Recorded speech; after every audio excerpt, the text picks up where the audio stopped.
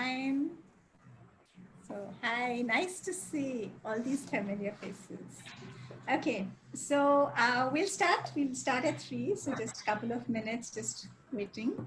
I just posted the link on the other groups. Just make sure everyone gets on.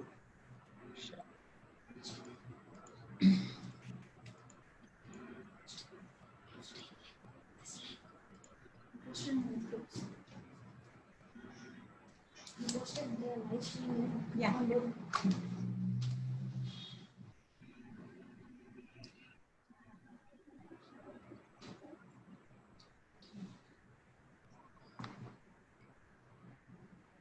Siddharth, how can I mute all? How can I mute all the participants? Yeah,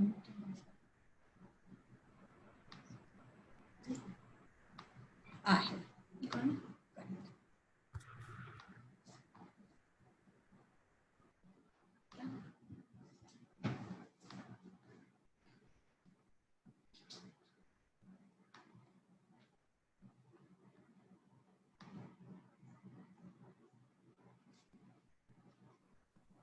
Got it.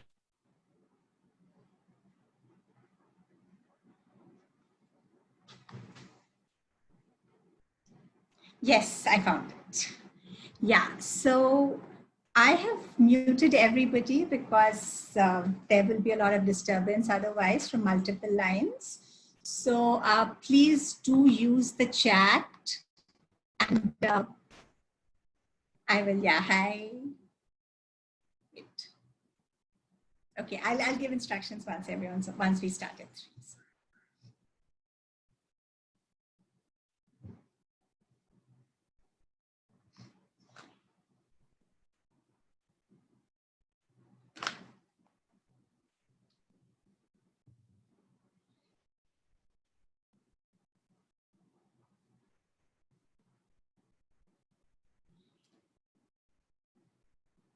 Hi, Raji.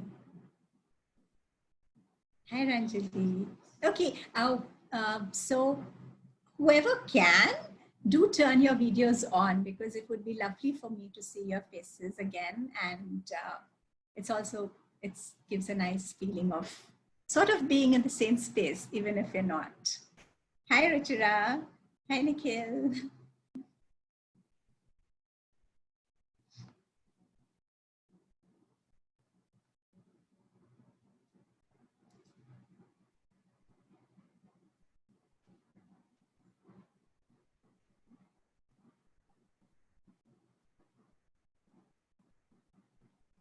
Okay, it's 3 o'clock and we're going to start.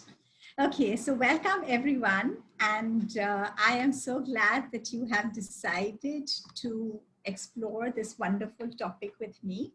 Now, very quickly, I'm going to get into some, just some logistical things because the more I read it, chapter 1 is long and we also have introduction and preface, all of which is very good to cover. So, we're just, and we have 1 hour to cover. So we're just going to jump into it. In terms of, I've kept you all muted, but this is meant to be interactive. So just in terms of the numbers of people that we have, use the chat window first. And so ask a question on chat and then I'll unmute the respected person and we can take questions. And also because I am also guessing we can't take all the questions today because especially today we have lots of participants. From tomorrow onwards, we can try and, honor every question that comes up as much as possible. But what we'll do today is, my plan is to really read out, since it's a book club, we sort of follow the book. And I'll read out little passages from the book because I know some of you have got the Kindle versions and some of you have not. And so I will read out passages and then we'll discuss just based on those passages, right? So after every passage, or I'll stop and, you can type in your comments, questions, and I'll unmute, pick one person's question on that passage, and we can have a discussion on that. And then move on to the next passage, okay? So we're just going to do 1 question per passage as a format, just so that we get through chapter 1. What else do I need to tell you before we start. I think that's it. If you have anything, any other question, you can always type on the chat. In terms of the chat, please do type to everyone. So chat has two options. It has, you can message me privately, you can message everyone. Don't message me privately because I can't wear both the hats, right? So everyone needs to know what you've put so that they don't ask the same thing, right? So use the public messaging, right? So this is like a group discussion and use that. Okay, lovely.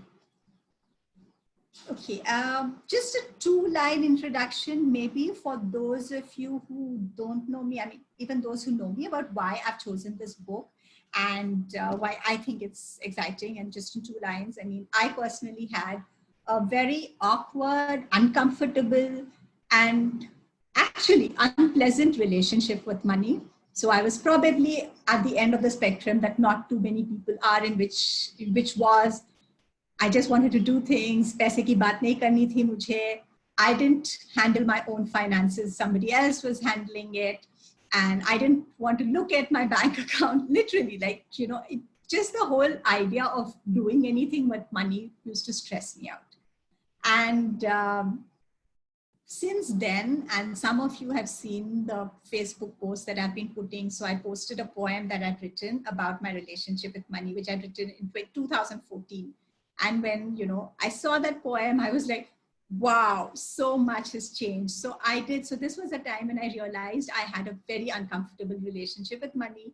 And at the end of the day, if one of the things I wanted to be, and I think a lot of people want to be, is you want to feel happy in life and you want to have ease in your life.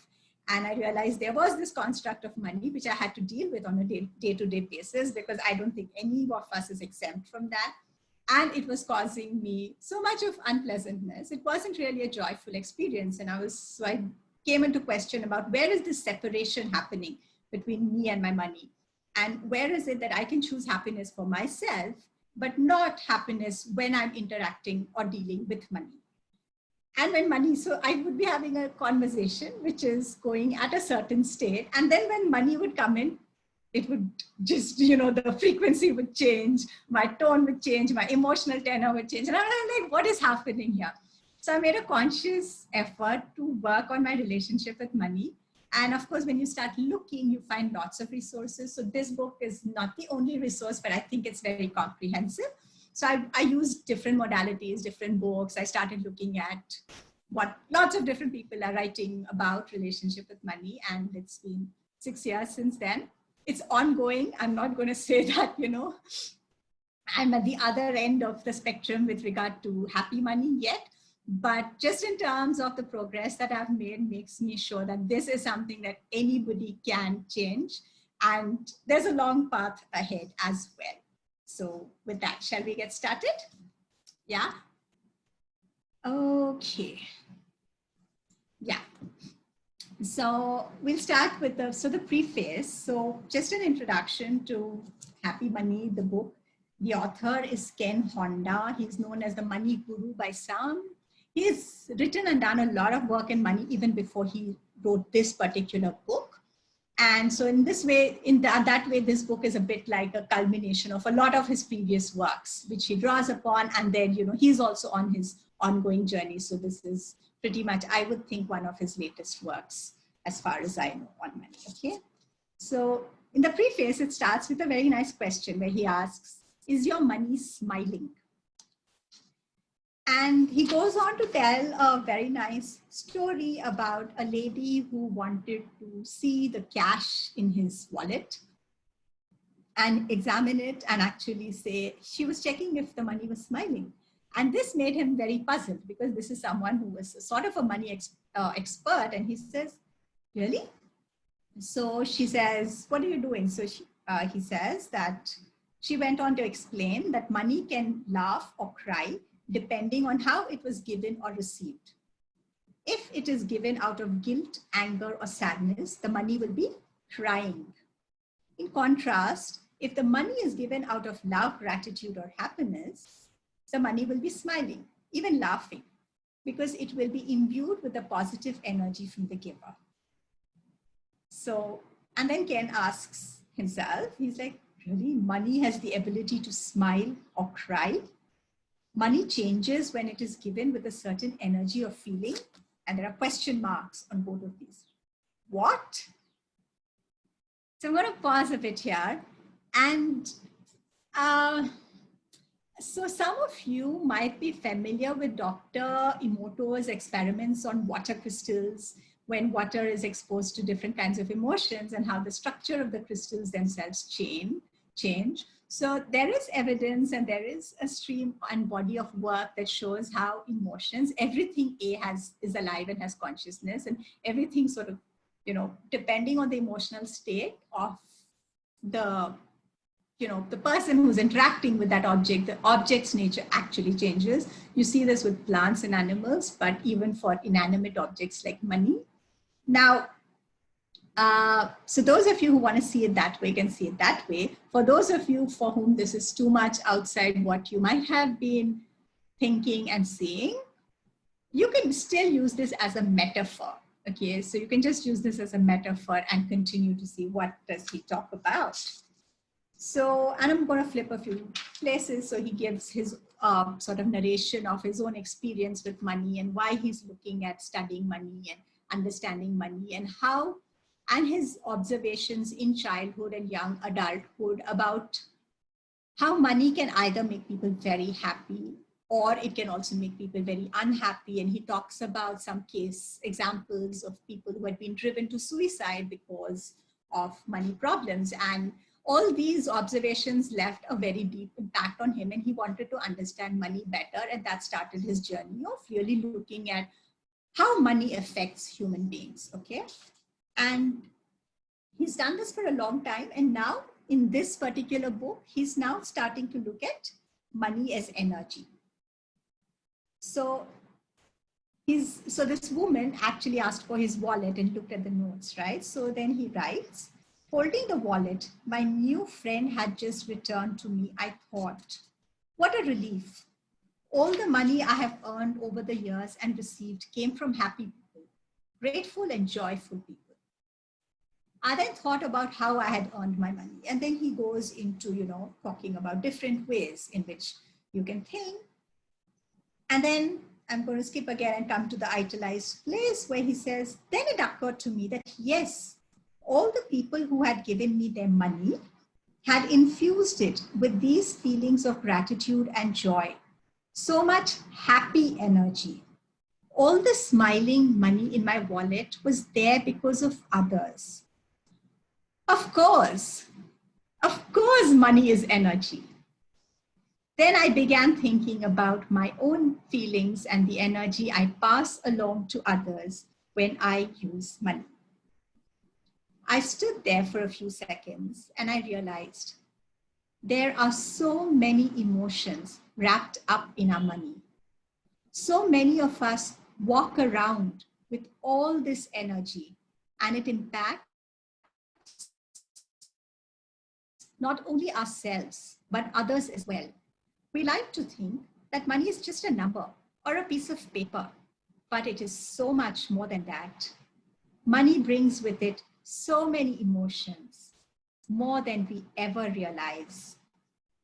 Even when we are aware of it, such as when we feel stressed about our endless stack of bills, our paychecks, or a lack of savings for the future, we often think we are powerless. We feel hopeless and defeated. We may even feel resentful and jealous of others who have more than us. We may even give up trying to earn more or receive more. Instead, we say things like, that's just the way it is, and there isn't much we can do about it. So many of us think of money as the enemy, this dark force that is keeping us from living the life we are supposed to have or doing the things we love. So few of us see the potential that money has to bring us joy, gratitude, and happiness, especially when we give it away with the same positive energy as we received it. So fast forward a little more, and then he says, it got me thinking, so much money exists in the world. There is so much money out there right now, spreading happiness and love, but so much is also spreading sadness and fear. So we can, okay, I'll actually finish the preface and then take questions. Forward a little more. So this book, Happy Money, is the essence, and he's saying this, of what I have taught and learned from so many others. I'll try to help you answer the questions that so many people have asked to me over the years.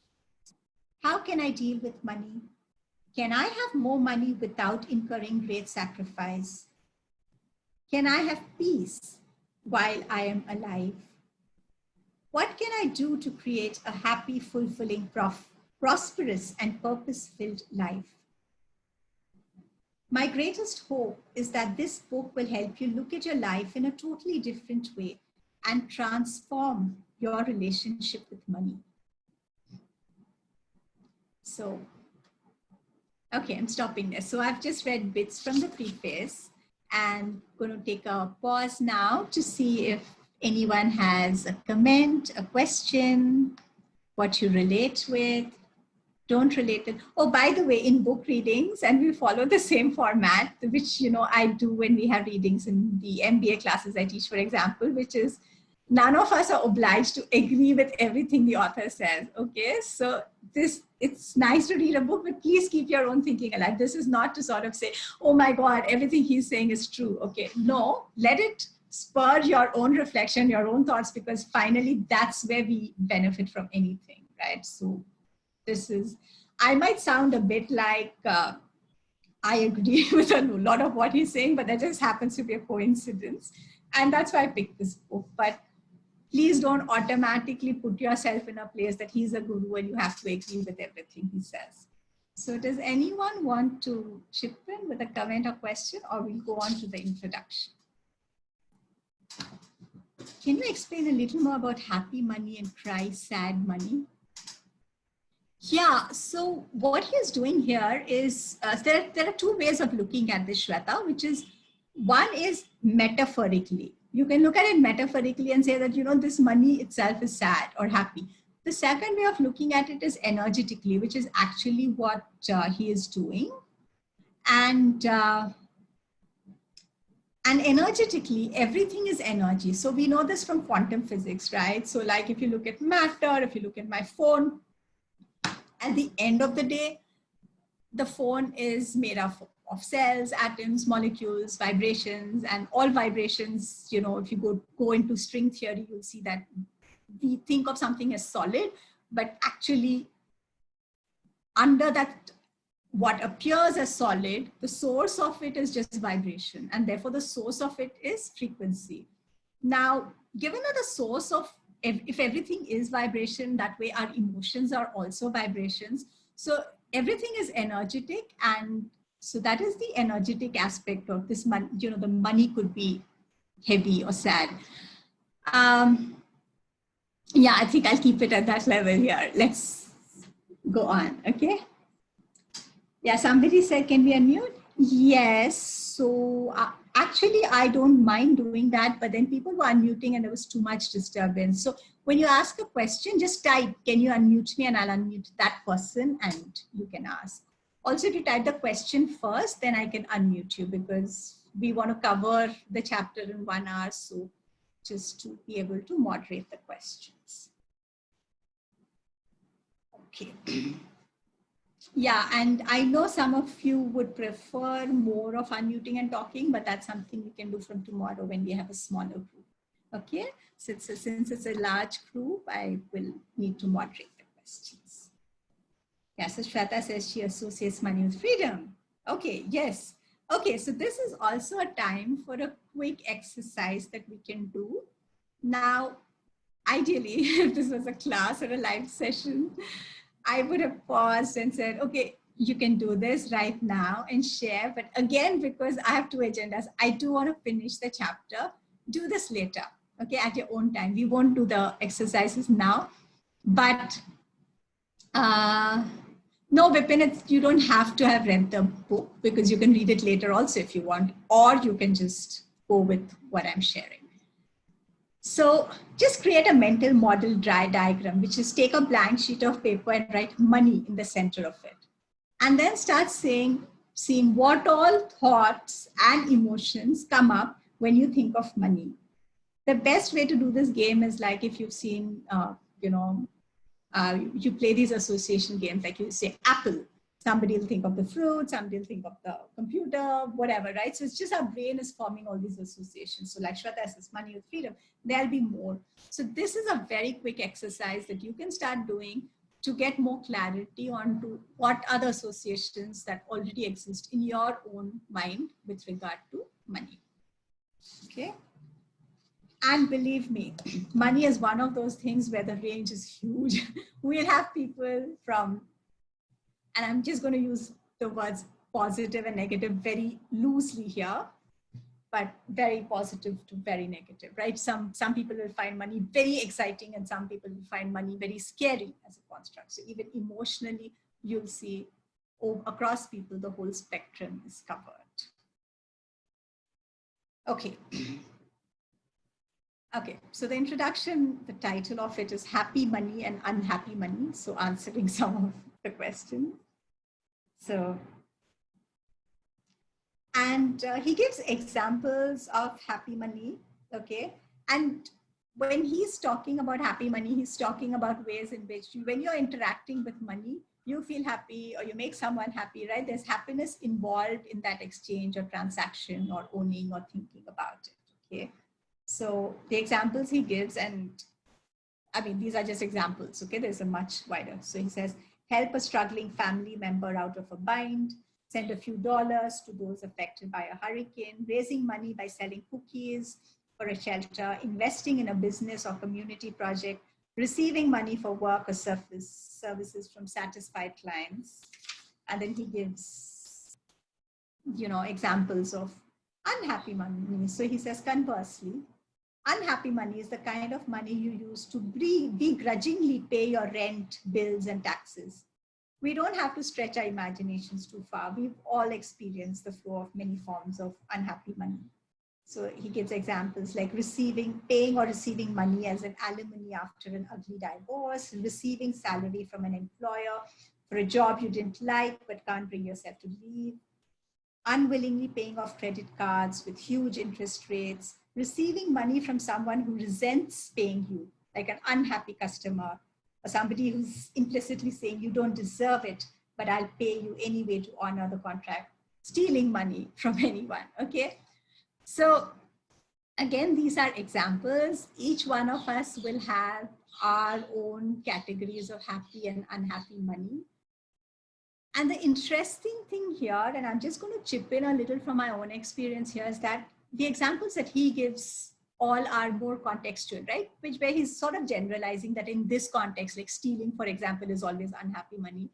But we all know that's not necessarily true. Like, there will be some people, maybe Robin Hood, when he was stealing, for example, because he wanted to steal from the rich and give, he must be feeling it was a lot of happy money, or maybe if he had any guilt associated with it, it would be a combination of happy and unhappy money.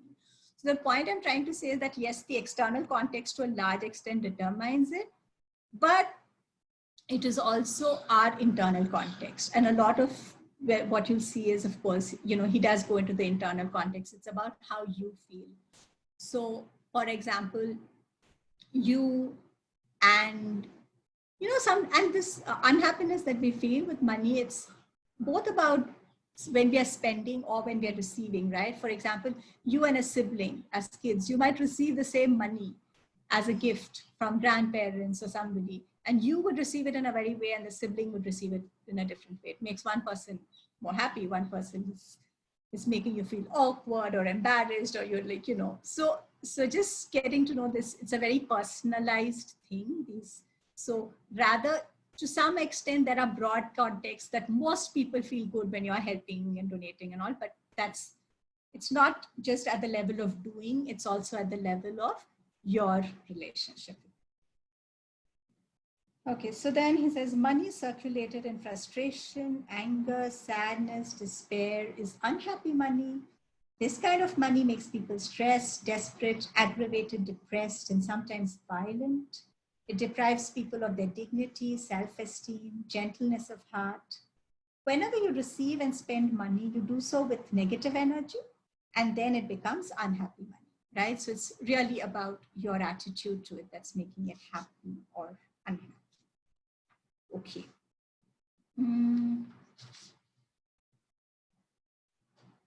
Okay, so the next section, he's talking about choosing your flow.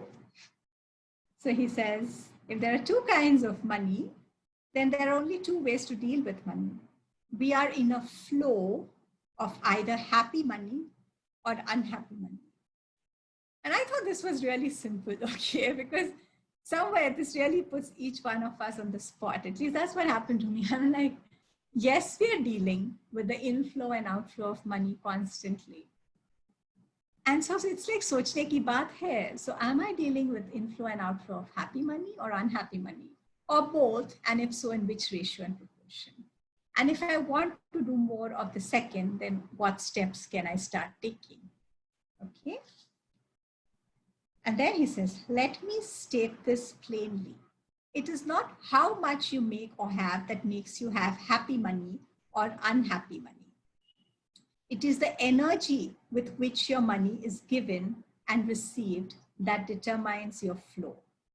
Whether you make a lot of money or very little, your money can be in either flow.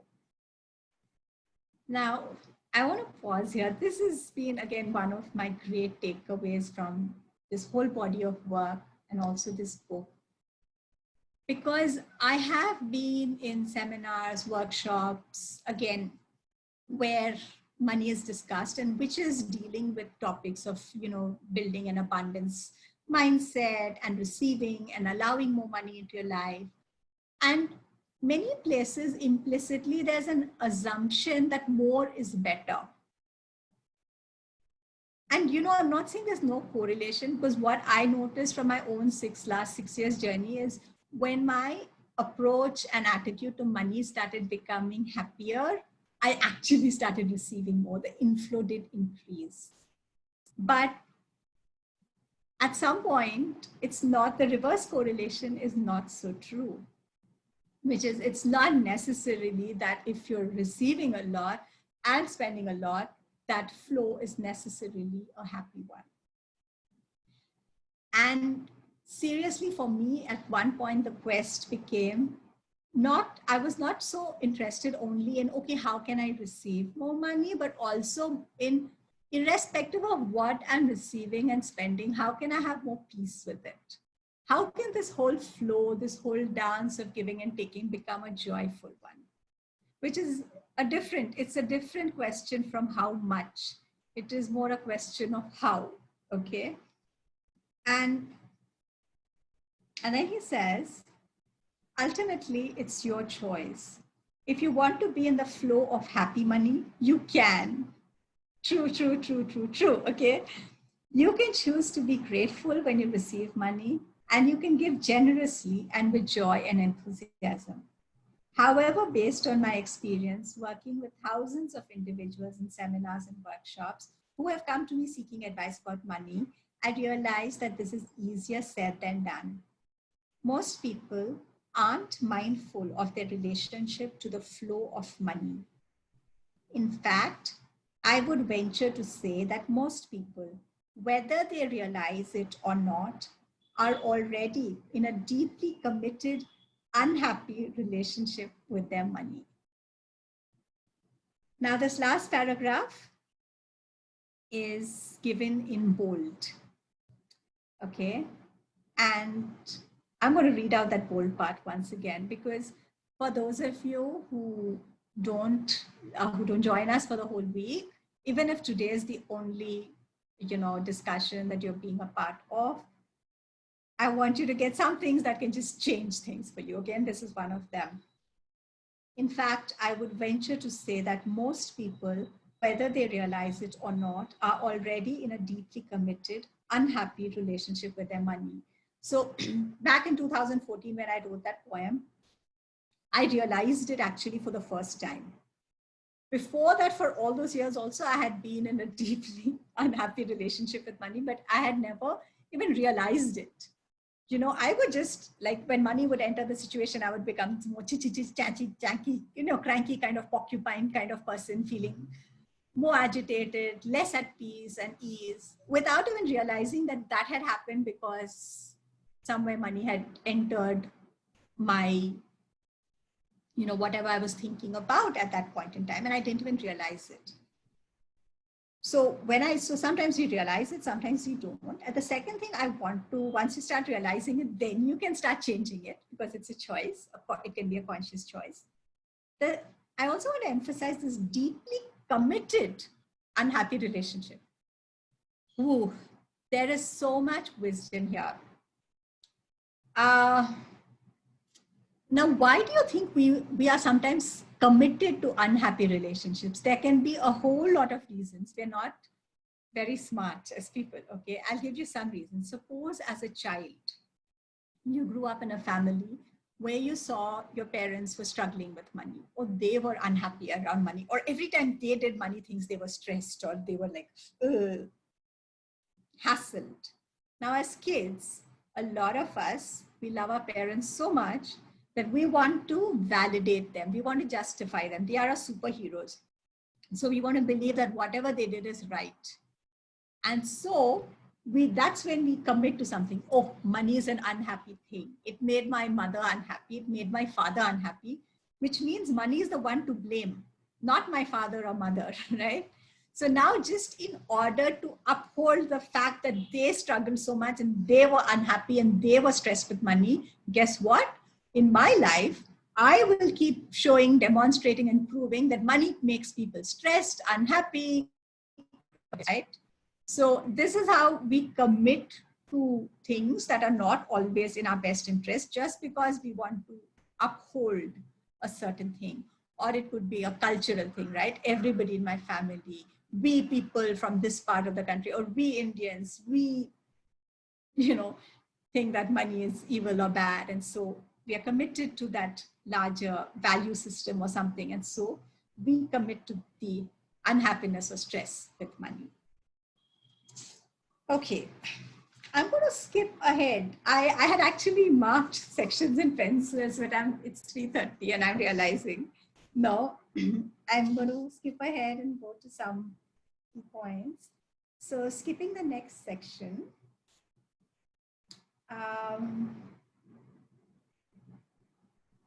Okay.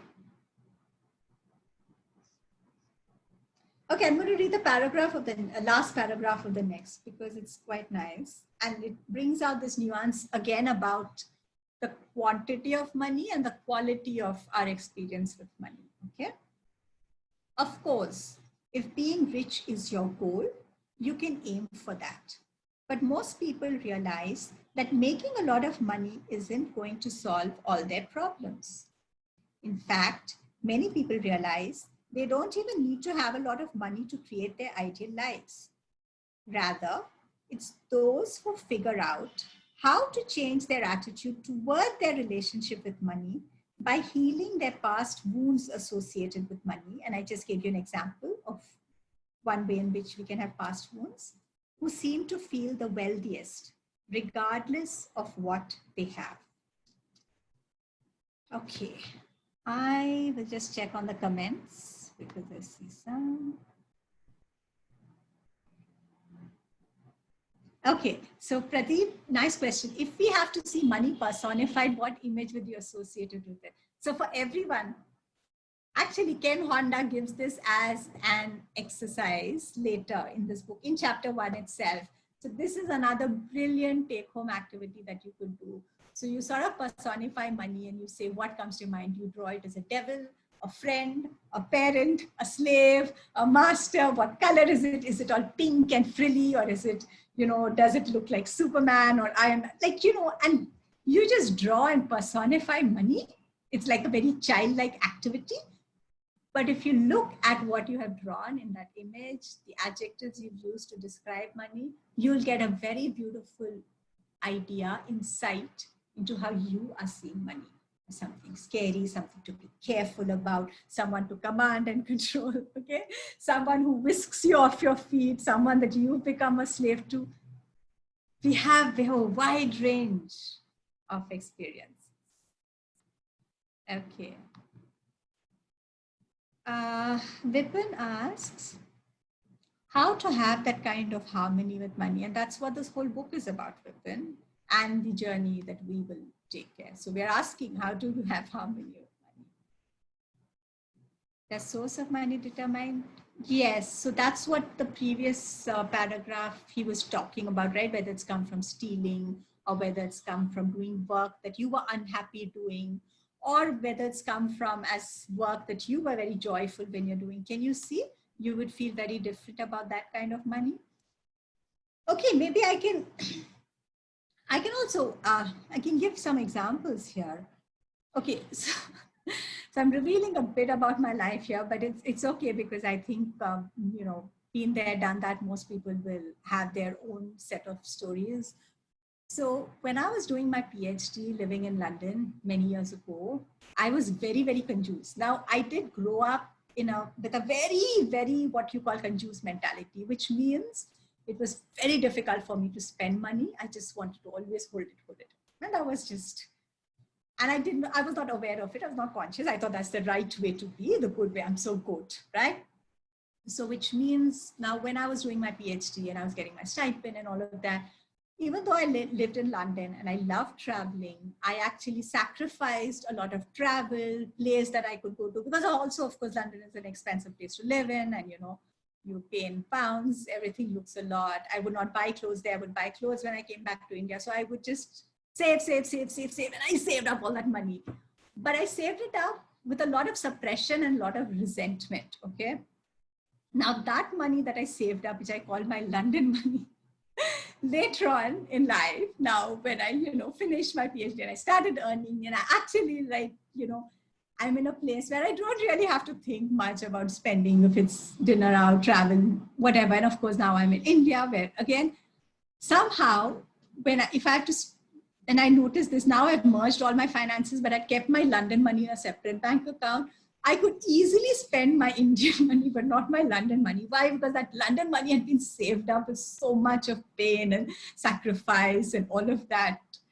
And it was just driving me insane. So that is an example of how, I mean, frankly, rationally, you would say just money is money, use the conversion rate, right?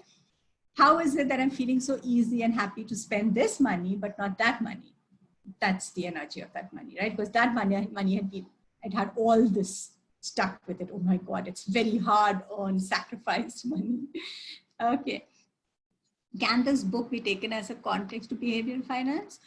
Part of it, yes, but there's much more in behavioral finance. And behavioral finance is more about biases and heuristics, not some of which are here, but not all of it, and vice versa. Okay.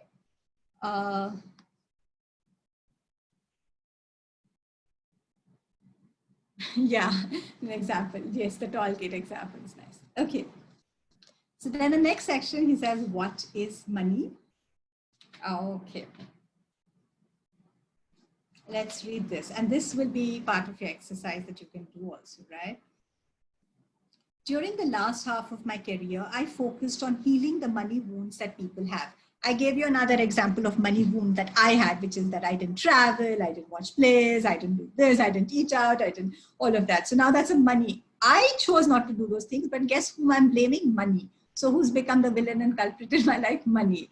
Now I have to, you know, now it's changing that relationship from something that's holding me back from living a joyful life into seeing money as a friend or an enabler, or someone will actually open the doors for me to do those things. And that's a huge change. So if I'm committed to seeing money as the villain, the bad thing, the one that keeps me deprived, acknowledged and non-acknowledged, I cannot see money in this other way, where money is like this gentleman who's opening the doors to having a beautiful experience in life. Okay, so you can't have both of them.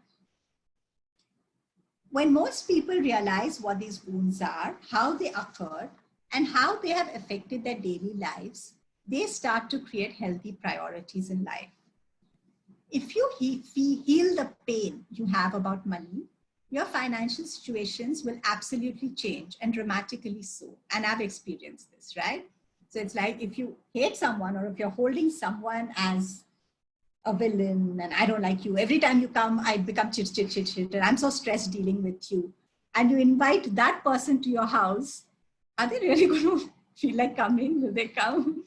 Versus someone you adore, you're so grateful for, you're like, wow, you do all these nice things for me, make me strong, you appreciate that person, and then you invite that person home.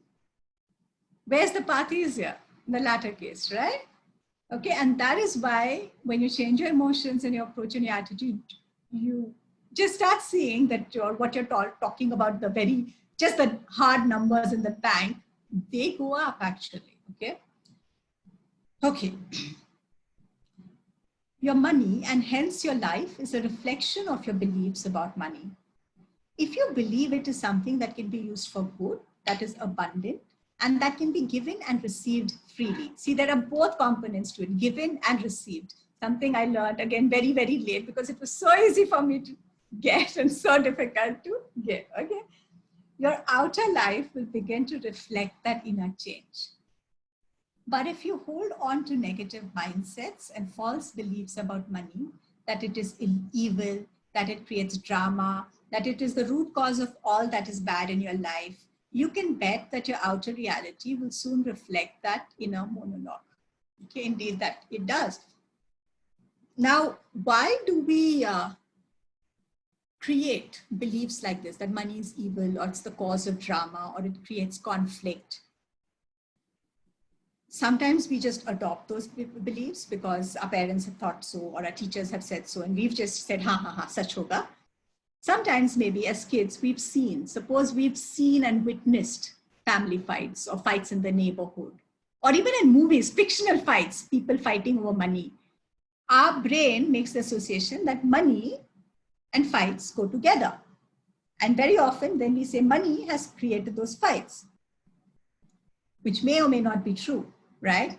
That's one way in which we make money a villain when it may not have been, because those people, if they were not fighting about money, they might have found something else to fight for, right? Fight about. The second thing we don't realize is that money is actually just a neutral instrument, but we start associating it with what it's used to do, right? So if on the other hand, we've seen people use money to feed lots of hungry people, to open a school, to give it to people who are sick so that they can heal themselves, then we'll start thinking, oh, money is this huge tool that can be used to do all this good in the world. None of those is true by itself. So it's like, as a kid, if you've seen people using knives to kill and stab, you'll start saying knife is dangerous, right? Scary. But if you've seen a doctor use knife to do surgery, you'll say, oh, knife can be used to save lives or to cut vegetables, to cook food. But knife is just an instrument, just like that money is just an instrument. But when we form these beliefs, our brain forms beliefs in very simple ways. Neurons that fire together, wire together. Based on what we've seen, we've just created those things. And unless we question them, which is what we're doing now through exercises and books like this, we'll just hold on to that. And that's why many people, including what I used to think, is like that money causes conflicts, money is evil, so I don't want to have anything to do with money. Paise ki baat nahi karna, right? On the other hand, there might be people who actually have been exposed to, and therefore they see money as this huge gift that it can be, that it can change. You can change the world with money, right? You can create, if you like trees, you can buy and groom your own forests. You can, set up an NGO. You can do whatever you want. There's so much power. And again, power can be used. You might have seen power used to in corrupt ways. You can see power used in good ways. And again, asking yourself the same question. Where have I limited the way I'm looking at money? Okay. Next section is called Early Experiences with Unhappy Money. He gives a nice example. I already gave you some general examples of that. So I'm going to skip that. And then just one point that I've underlined here, that as he talks about how he's studying money and he recognized a dichotomy, there were two kinds of wealthy people, the happy ones and the unhappy ones. Okay, so I'm going to reiterate this again. Quantity of money and the emotion with which you're handling that money or relating to that money. You have all four possibilities. Think of it as a 2 by 2, all 4 possible. Okay. So now we actually start chapter 1. And I know I'm going slower than I did, so maybe we won't finish the chapter today, but that's okay because it was important to do the preface and introduction, which was also long. This is titled, What Does Money Mean to You? Solving the Mystery of Money.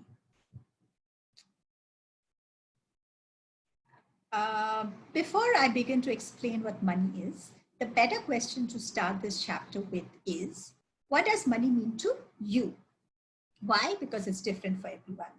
Then he gives a few examples. You ask a kid, ask an adult. I'll skip all of that.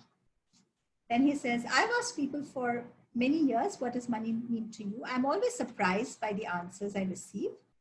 After asking thousands of people from countries all over the world, I never hear the same answer. It means something different to each person. I recall one person telling me money is a heavenly god, while another said it is the devil. I have heard money explained to me by some as an expression of love and by others as a slave driver. Interesting, right? The extreme diversity in answers to this question demonstrates that the meaning of money depends on the person. So this home play that you do, where you write money and all your associations with it, this will give you very good insights into your own associations. Be extremely honest when you're doing this.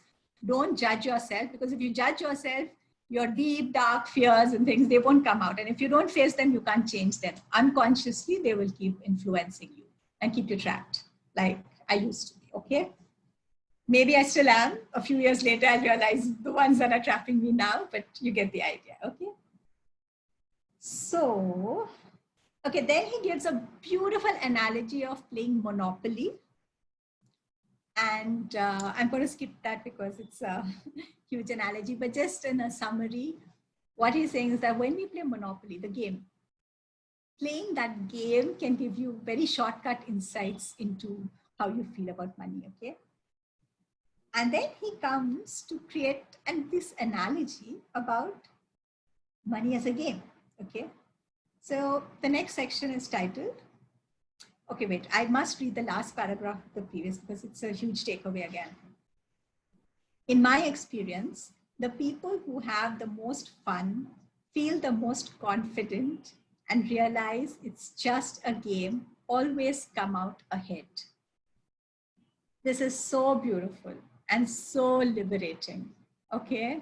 So whatever your business, your profit and loss, your income, right? When you start seeing money as a game, what he's saying, and he has a lot of data. So I can speak from my experience, but he can speak from all the data that he's looked at, right? That these people come out ahead. They may not have the most money in the bank, but they remain unattached to the outcome of winning or having the most and enjoy the process, the give and take. So see what he's defining as coming out ahead. He's not saying these are the people with the most money in the bank, because what is the use of having a lot in the bank if you're still feeling stressed and like I used to feel, which is like every time I have to open and log into my bank account, I'm like, money cheese, I'm doing money things. So I'm sort of not the peaceful, happy person I can be. You're losing yourself, your count. What's the use, right? But so he's looking at the outcomes of enjoying the process, both the give and the take, right? Because you have to do both. Why not enjoy it? Those are the winners he's looking at. They focus on feeling like a winner rather on actually winning. And what he's meaning is they're not looking at the actual account only. With the pair of cards that Then next section. So how do you want to play the money game? What if I told you money is a game? How well do you play now? Would you consider yourself to be winning? Once again, winning is not how well you do financially. It is how good you feel about playing. Unlike Monopoly, in which you move around the board in a consistent manner and pretty much know what to expect, playing with your money in real life isn't so predictable. Okay? And that lack of predictability can either make us very stressed very uncomfortable, or it can excite us and turn us on. Just like, like, I don't know, like, why do people like things like gambling or, playing video games where you don't know where things are coming from? Because that uncertainty, unpredictability is also something that can actually make us feel good. So what are you letting that unpredictability do to you? And there is a choice there. There is a lever there also, because money will always be in the realm of unpredictability, right? And I know we have people from the financial industry here, and they will agree. It is not one of those things that you can completely predict. Okay, now we know with COVID what has happened to all our investments and stuff. It's not a predictable place. So can you have fun playing that unpredictable game? Okay. Okay. And then he talks about, in fact, most of us feel like we've lost the game even before we get to roll the proverbial dice. And you're told that things could change if we work a little harder, a little smarter. Sounds familiar? And he goes on to say, not necessarily. And so he says, I know a lot of smart, and I've skipped some lines, but smart, hardworking people who don't feel they're compensated enough and aren't winning the money game. So while hard work and smartness are the valuable things in and of themselves, he's saying they are not necessarily the things that are going to make you feel like a winner in the money game. Then what is? And then he says, and I also know a lot of people who feel they have enough and have nothing to worry about. Interestingly, many of these folks don't have more money than my seemingly wealthy friends. Okay. The next section, says it's a tricky game because the rules keep changing. So again, looking at money as a game. So he talks about one of his mentors who says, there is no end in the money game. I think the sooner we acknowledge this, the better. And everyone can see this from their own experience. I must say something, you guys will all laugh at me, even I laugh when I think of it. But so because I always had this thing as money as this big problem, but basic thing that I need, I was like, it's good. I'll just nipta lete hai once and for all, and then I'll live my life. So my first job that I took after my MBA, it was ICICI. I was telling my family and friends, none of them laughed to my face, thankfully, that I'm going to save up 2 lakhs. And then that's it. After that, I'm going to invest that. I'm not going to worry about money, and I'm going to live my life. So what had I done? Separated my life from money, and said money is this one nonsense that I want to settle with. So this is my basic minimum. I'll get this. How many of us think like that? I'll work till 40. I'll save up this much, keep it, and then I will live my life. It doesn't work like that. There's no end to the money game, and we know that. Whatever number you've set for yourself, when you reach that number, you'll see that it's not about reaching that number. It's an ongoing experience that you have. So if you're thinking of and trying to somehow separate out money, settle it, and then lead your life, that's not going to happen. Money is like your partner through life. So why not just see how to have a different, enjoyable, fun way of playing this game or dealing with this partner. Then he talks about control. Okay. So this is on page 16 in my book. He says, when it comes to money, what, if anything, is in your control? I would venture to say how we feel about money is what we can control.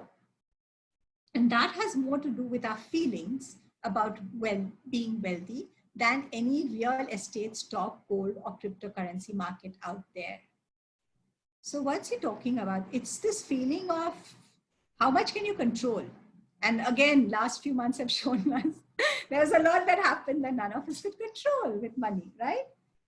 But why are all of us meeting today? What are we looking at? We are talking about our relationship and our feelings with money. Why? Because we know that we can control and influence our emotions with regard to anything, and therefore with regard to money also. So the way we feel about money is actually something that we can control more than actually the amount of money. And frankly, why do we even care about that money? Because eventually it leads to a feeling, right? So if the feeling is not going to be good anyway, what is that loads of money going to do? So do you get that chicken and egg story? So you can start with a feeling, and then all the evidence shown when you work with a feeling, the amount also goes up. Okay, there isn't a way it cannot go up when the feeling is getting better. Okay, and why is that? Because you're just there, you're more available, you are a happier, better resource, a more powerful resource, and you actually land up doing more work, dealing with people well, right? And things. Okay, next step, what is money? Where is your money really? Where does all your money go? I'm going to skip some of those sections for the simple reason that there are a few later parts of the chapter that I do want to sort of touch base, okay? Especially for those who, if this is going to be all that you do as part of the seminar, I want you to have these as some takeaways. Okay, so I've gone ahead to page 22 where he talks about the myth of scarcity. Now, the myth of scarcity, you would have probably heard this in other places also. You could do a whole seminar around this. But let's do a little bit here also. Let's open a little bit of that, okay? People everywhere in the world feel they are not treated fairly. Many of us believe it's a zero-sum game. If someone has something, then we can't have it. We believe that if others have a lot of money, they are automatically depriving us of our money. Very, very, very smart catch. Can you see that? When you have this assumption, what does this do to you? Or the other way around, flip this, that if I have money, I'm depriving someone else of their money.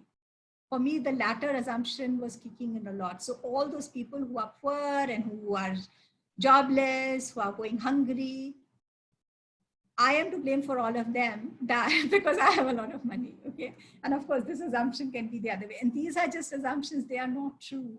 They are assumptions, and the assumption underlying this assumption, and what these assumptions make us either feel guilty or resentful. If we think that we don't have enough money because all those people look at their lavish houses, look at their cruise ships, look at their paradise islands, because they have all that, I don't have, I don't know, whatever I don't have.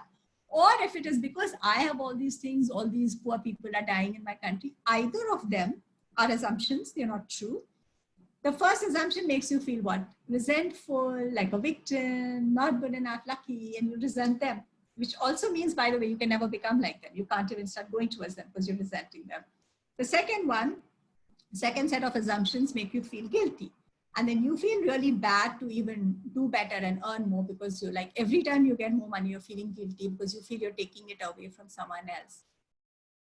None of these assumptions are true because both of these are built on a foundational assumption, which is the myth of scarcity, okay? The scarcity mindset is a belief that there are limited resources in the world, and if we don't get what we want when we want it, someone else will. We have to get it soon because it's running out. And if it's running out, we have to do everything in our power to make sure we have it before anyone else does. All sorts of negative influences drive our behavior when we think of this. We operate out of fear, jealousy, and greed. And like I told you, on the other side, we can also operate out of guilt and I'll be a martyr, like, I will not take anything. Okay, this kind of thinking never serves us very long. I'm going to fast forward a little more. And he talks about another book. And if you're interested, you could, if you're not buying this, just make a note of this book, which is, the title is The Soul of Money, Transforming Your Relationship with Money and Life by Lynn Twist, Lynnetwist. And she is a global activist and founder of the Panchamama Alliance. And then he talks about a quote from her book and what she says. This internal condition of scarcity, this mindset of scarcity lives at the very heart of our jealousies, our greed, our prejudice, and our arguments with life. Isn't that beautiful? Our arguments with life. Like, how are we relating? It's not just about money, right? It's about with life itself. What is the relationship? Where do you see yourself in this whole life? Yeah, you're constantly arguing with this, not fair, not right, not good. Why is it like this? Okay. Uh, every argument, every prejudice, every petty disagreement comes down to the idea that someone is getting something I am not, which is at the heart of scarcity, and the flip. Therefore, to overcome jealousy, fear, idea of the scarcity, the idea that things just aren't fair. I'm going to stop on this idea actually of scarcity and fair and just leave you with, like I told you, the myth of scarcity.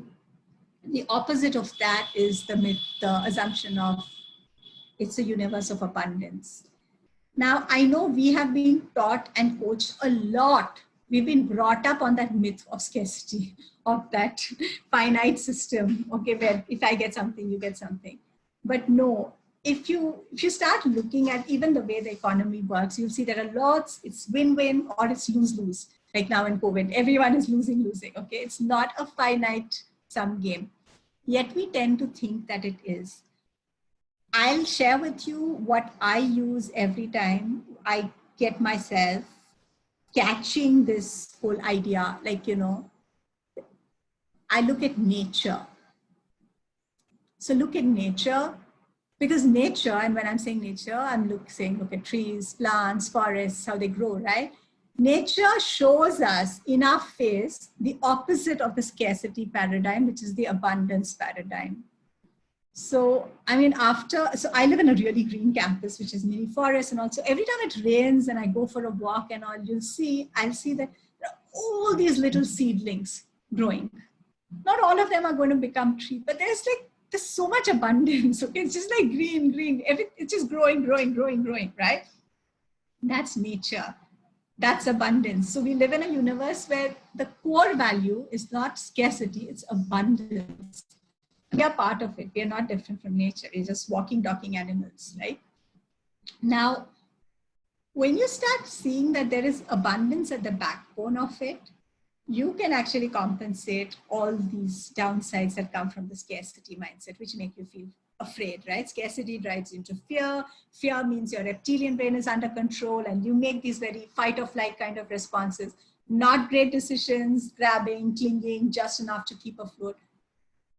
None of that needs to be there if the scarcity paradigm is not there. The other thing that he talks about in the scarcity paradigm, if you see, is this whole fairness thing, right? He says, things aren't fair, things aren't fair. Again, if that's something that's really gripping you, at least what I do again, and you could see if it works for you, is to look at nature. Are things fair in nature? At some place, we've put this whole pedestal of fairness, that everything has to be equal and then it is fair. But is it like that in nature? Is there not beauty in nature when there are tall trees and short plants and the lion has so much strength and the mouse is so small and the bird can fly, but the snake can crawl? The snake doesn't say I can't fly, and you know the fish can go in water. Like, isn't there differences and diversity and variance and the total sense of non-judgment about that, but just saying these are different? So nature is not trying to equalize everyone, that no, every fish needs to be able to fly and every snake needs to be able to climb a tree also, because you need equal rights and privileges and things for everyone. So that is, again, just think about it. So these assumptions of, you know, when we go into these stories of it's not fair or it's not enough, how does that make you feel? Is it empowering? Is it even true? Do you have to stay in that? Okay.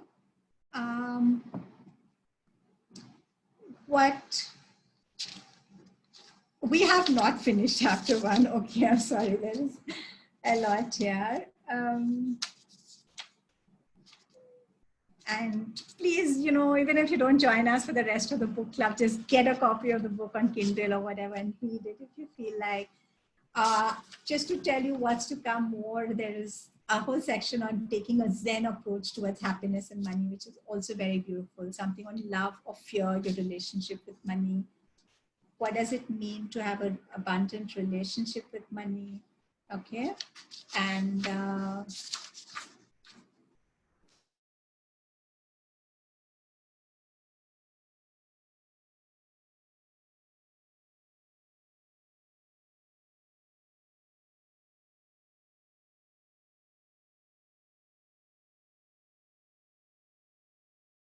is going to read the entire or buy the entire book.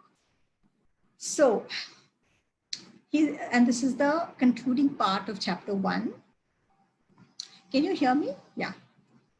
And we can all choose our approach to money, to our life, to how. And you'll start seeing why this is not just about money. This is about our life, actually, about us, okay? I believe it begins with gratitude. Instead of believing there is never enough, you begin thinking, I have all that I need, and I am so grateful for it all. I am grateful for the work I do, the food I eat, the car I drive, and all the money I make. When money comes in, you say, thank you. Or as we say in Japan, arigato. Even when money leaves you, you can say it again. Grateful for how the money served you or what it is bringing to you now. Whatever happens, you can say thank you. Thank you is a powerful phrase that will help you start to transform your relationship with money. The more you do this, the less stress you'll have, and the more happiness will flow through you and your money. And you'll begin to see, without much effort, how quickly the unhappy money in your wallet starts to grow and smile and turn into happy money.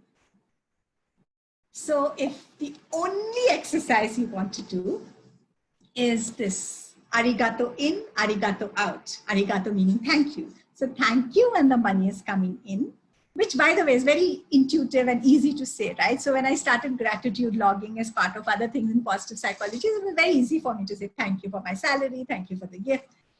But saying thank you when you're spending money was a new thing for me the confused, remember? And it opened up so much. Let's say you're buying vegetables. You're thanking the money that's going out because it can bring all these beautiful fruits and vegetables into your life for you to cook and eat. There is a chance to say thank you there for the money.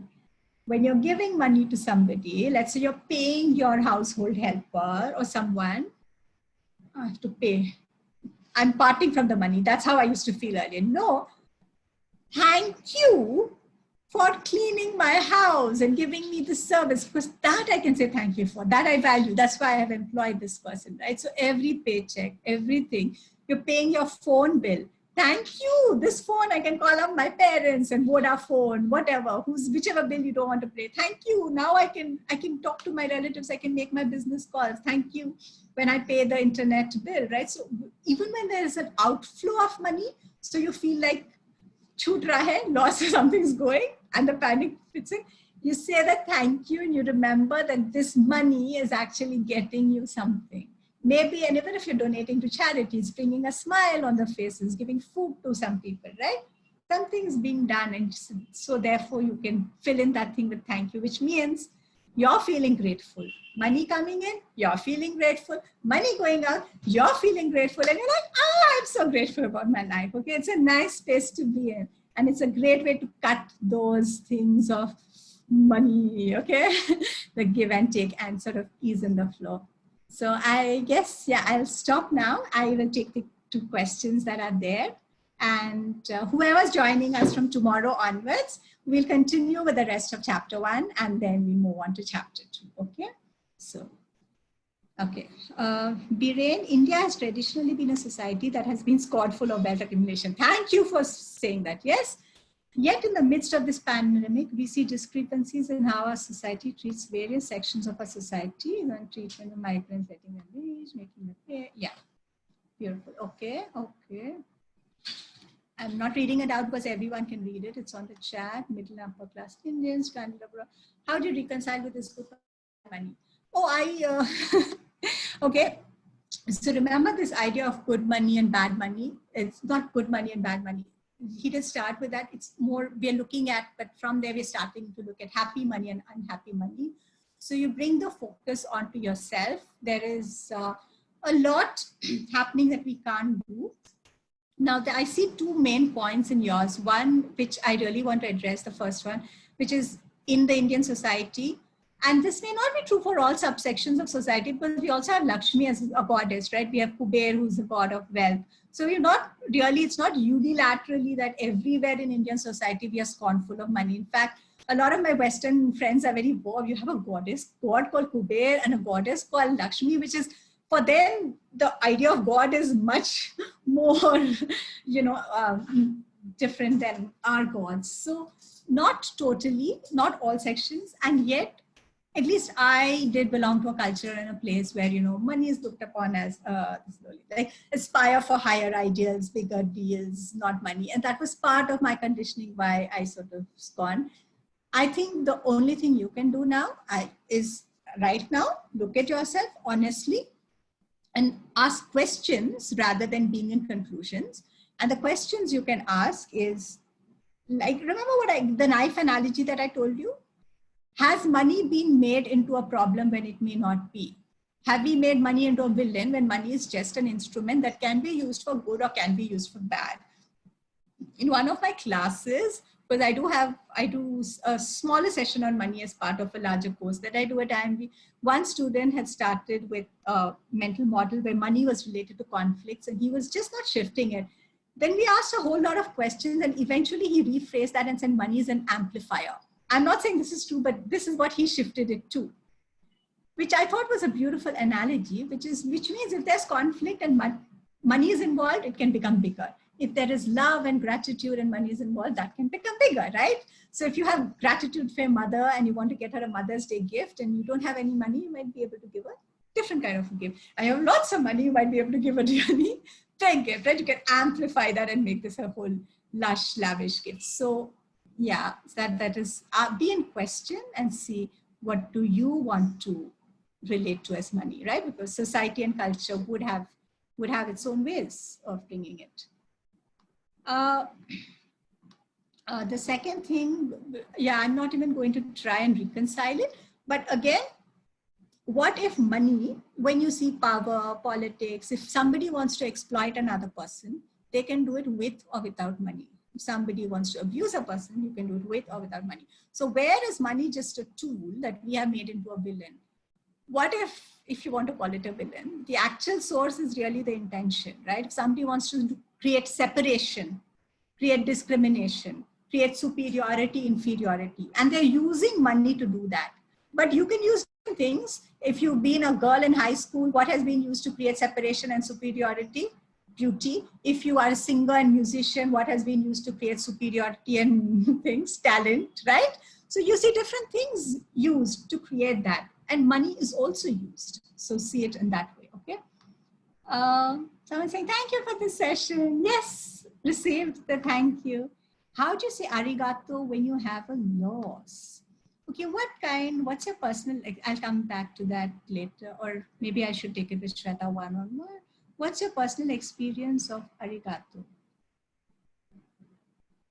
Oh, when I remember, I like to say it in Japan just because it sounds cool and it's a way to remind myself. You can say any kind of thank you. It's really the feeling, right?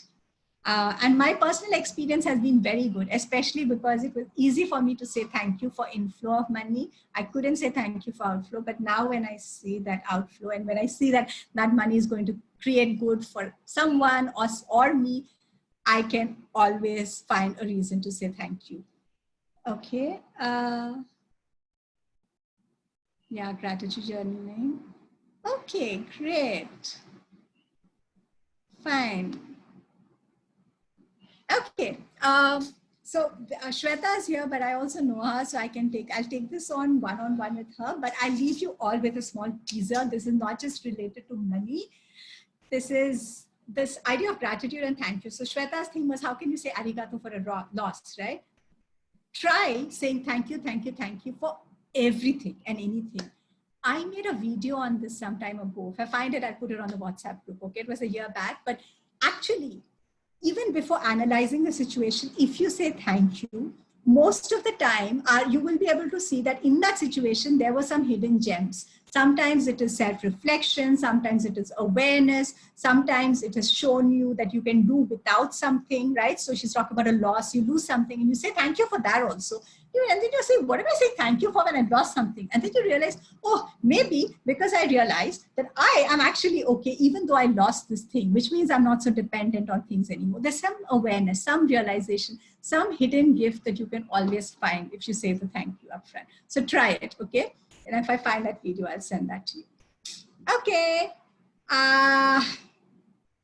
No, I won't talk about sannyasis and meditations now because we're out of time. But I think Vipin, you're on the longer group, so we can talk about it. Okay, everyone, we're overshot our time by 15 minutes. Don't want to, yes, it's intense to talk about this topic for so long. Have a lovely rest of the day. I'll see y'all and see some of you maybe from tomorrow onwards for the longer session as we complete the entire book. If not, good luck with your journey. Have fun with money, feel good, and realize that if you're dealing with money, you might as well deal with it in a way that is joyful and empowering and expansive for you in your life. Bye-bye. See you all. Thank you. Thank you. And thank you for all your thank yous. Siddharth, will you help me close the live stream?